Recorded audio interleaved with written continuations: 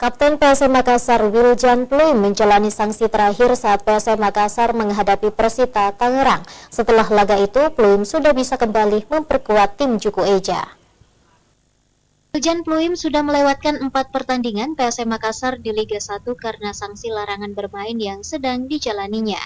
Pluim kembali absen saat PSM menghadapi Persita Tangerang dalam pertandingan pekan ke-13 Liga 1 Kamis sore. Pemain kelahiran Belanda 1989 itu baru bisa kembali memperkuat PSM saat laga pekan ke-14 melawan Bayangkara FC di Stadion Maguwo Harjo, Sleman, Senin mendatang. Kembalinya sang kapten di laga mendatang bisa menambah daya gedor pasukan Ramang di lini depan. Pluim adalah pemain kunci yang dimiliki oleh PSM karena kemampuannya yang sangat baik sebagai kreator serangan. Sebelumnya, Komdis PSSI menjatuhkan sanksi kepada Wiljan Pluim berupa larangan bermain 5 laga dan denda 50 juta rupiah. Sanksi itu diberikan setelah sang pemain dianggap melakukan tingkah laku buruk kepada wasit pada Agustus lalu.